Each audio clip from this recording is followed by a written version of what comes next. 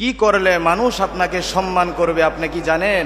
কি করলে মানুষ আপনাকে সম্মান করবে, মানুষ আপনাকে ভয় পাবে?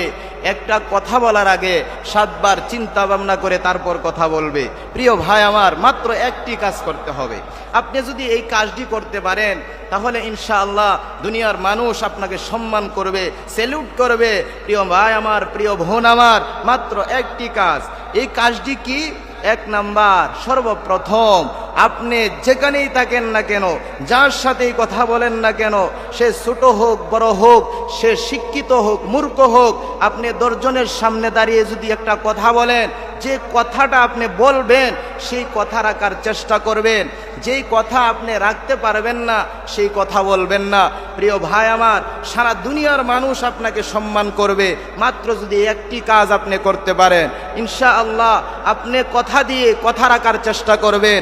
যত কষ্ট হোক না কেন, যত আপনার সমস্যা থাকুক না কেন, আপনি যদি একটা কথা দেন ইনশাআল্লাহ মানুষকে ওই কথা রাখার চেষ্টা করবেন।